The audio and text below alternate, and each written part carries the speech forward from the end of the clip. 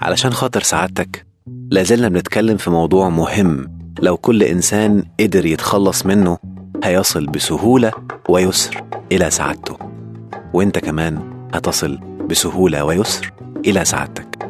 قلنا موضوع الكرامة أن معناها الكبر ومعناها الإيجو أو الأنا أو الغرور. هل معنى كلامنا إنك تقول أنا ما عنديش كرامة؟ بالعكس، مش ده معنى كلامنا نهائي، ولكن معنى كلامنا أن الإنسان مكرم على سائر المخلوقات، ولكن الإنسان مع الإنسان كلهم سواء، لا يوجد تكريم لإنسان على إنسان. فأول ما أي حد يفهم إنه هو مثلا أصبح أقل من شخص آخر، فحاول إنه هو يستغل موضوع الكرامة عشان يعمل حاجات معينة لتكريم نفسه على اللي قدامه، هو كده من غير ما يحس بيقلل من نفسه أمام الشخص اللي قدامه. دي حتة قد تكون مرتبطة شوية بموضوع الثقة بالنفس أو تقدير الذات، ولكن هنتكلم بمثال تاني عشان نوضح مفهوم الكرامة أكتر. نفترض إن شخص ماشي في الشارع، واحد تاني، على فكرة الموقف ده حصل لي، خلونا نقول المثال ده. كنت ماشي بالعربية في الشارع وواحد كسر عليا فجأة، فقمت كاسر يمين بسرعة، راح اللي قدامي كان سواق تاكسي قال لي مش تفتح يا كذا كذا. أنا بمنتهى الهدوء سمعت كلمة، فعلا كلمة فيها شتيمة صعبة شوية، رحت مهدي لغاية ما جيت جنبه وفتحت الإزاز وقلت له الله يسامحك، أنا في حد كسر عليا. الراجل والله برق وذهل وقال لي والله شكلك محترم، أنا آسف جدا جدا. طيب لو أنا كنت اتخذت هنا مفهوم الكرامة وعاوز أخد كرامتي، كنت هعمل إيه؟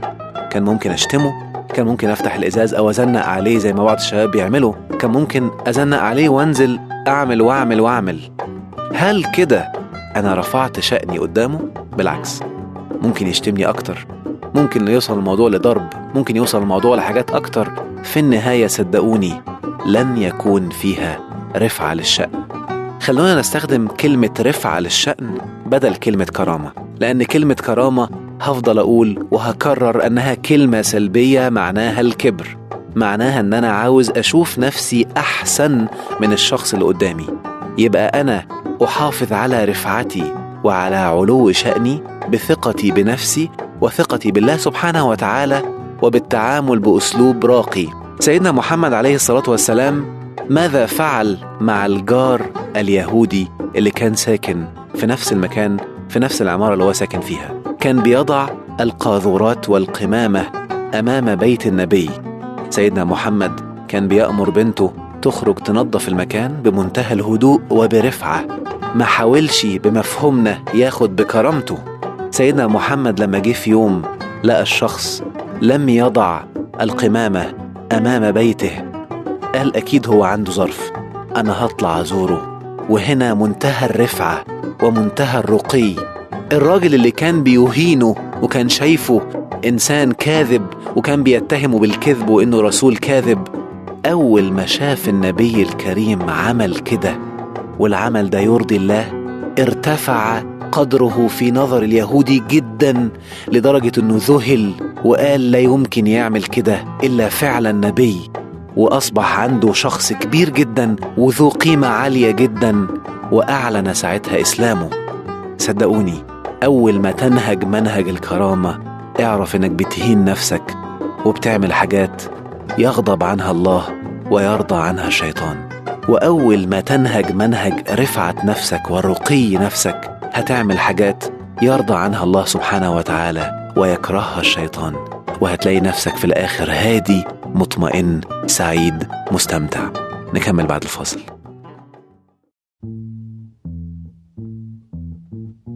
ورجعنا لسعادتك بعد الفاصل. قلنا عشان تحافظ على كرامة سعادتك انسى كلمة كرامة.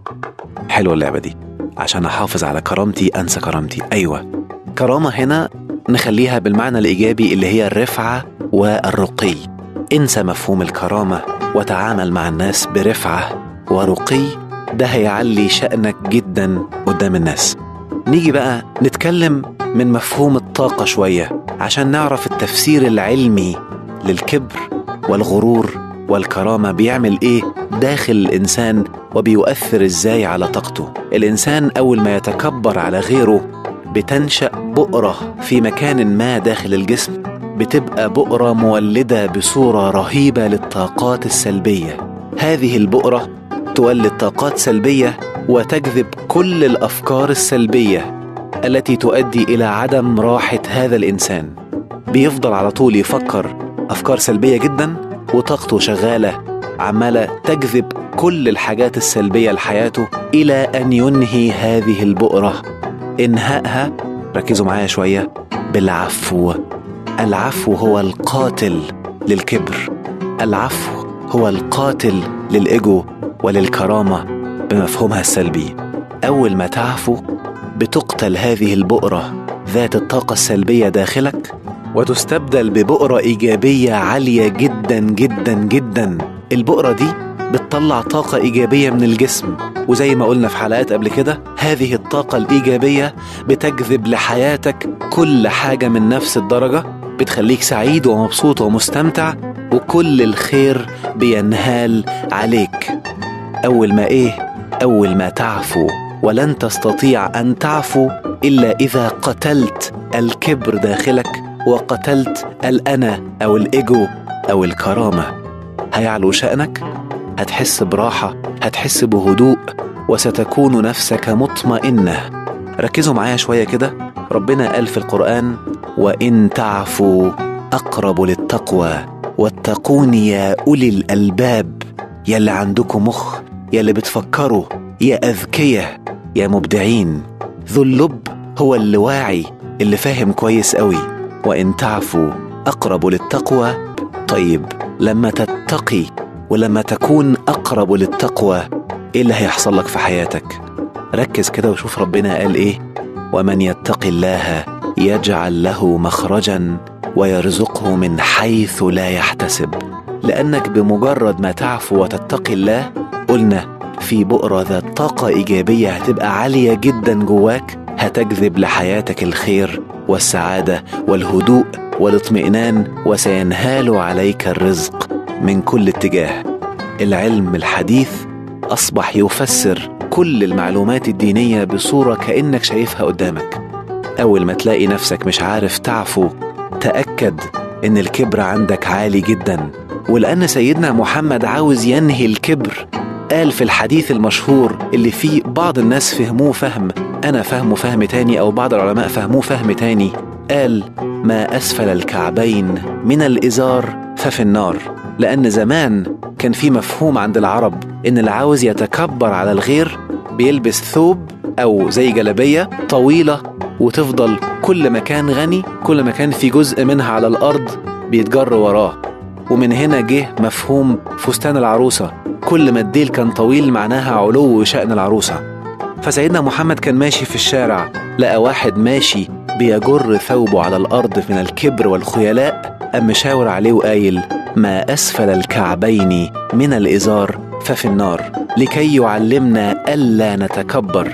في بعض الناس أخذوا بظاهر النص وقالوا لازم نقصر الجلابية. أوكي، ده فهم، ولكن الفهم الأعمق أنه نهي عن الكبر. والفهم الأعمق معناه إن أي حاجة فيها كبر، سواء كان عربية، سواء كان لبس، سواء كان ساعة، سواء كان موبايل، أنت جايبها بنية الكبر قدام الناس، ينطبق عليك هذا الحديث.